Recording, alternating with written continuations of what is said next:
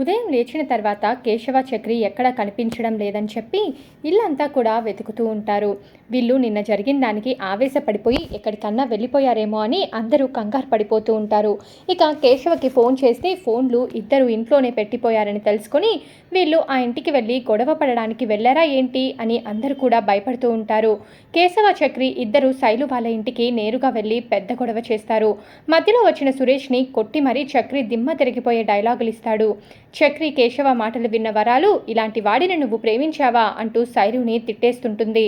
ఇక వాళ్ళేంటి గురించి మాట్లాడిన మాటలతో చక్రి అలాగే కేశవ ఇద్దరు కూడా వరాలకి అలాగే శైలు వాళ్ళ నాన్నకి బాగా తిడుతూ ఉంటారు. శైలు ఎంత చెప్తున్నా కూడా చక్రి అలాగే కేశవ ఇద్దరు వినకపోవడంతో వరాలు వాళ్ళిద్దరికీ దద్దరిల్లిపోయేలా మాటలతో యుద్ధం చేస్తుంది. ఇక మధ్యలో శైలుని తీసుకొని వచ్చి ఇంకాస్త వాయించేస్తుంది. సురేష్ మధ్యలో అటు రావడంతో అతన్ని కూడా కేశవ కొట్టేస్తాడు. ఇక ఆదితో పోలుస్తూ చక్రి అయితే సురేష్ని తిట్టేస్తుంటాడు. అసలు ఊహించని విధంగా చక్రి కేశవ ఆ ఇంట్లో చేసిన రచ్చ అయితే మామూలుగా ఉండదు. అరే మనం ఇక్కడ నుంచి వెళ్ళిన తర్వాత దీన్ని ఏమైనా అంటారేమో కొడతారేమో అని కేశవ చక్రితో అంటాడు.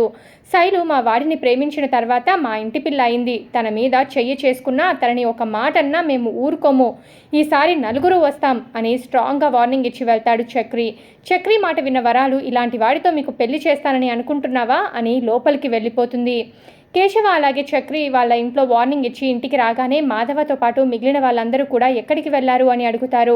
మేము ఎక్కడికి వెళ్ళలేదు, వాకింగ్కి వెళ్ళామని ఒకరు, జాగింగ్కి వెళ్ళామని మరొకరు అబద్ధం చెప్పడంతో ఇక్కడ మీరు ఏం చేస్తున్నారు, మీకేమైనా అర్థమవుతుందా అని మాధవ అయితే తిడుతూ ఉంటాడు.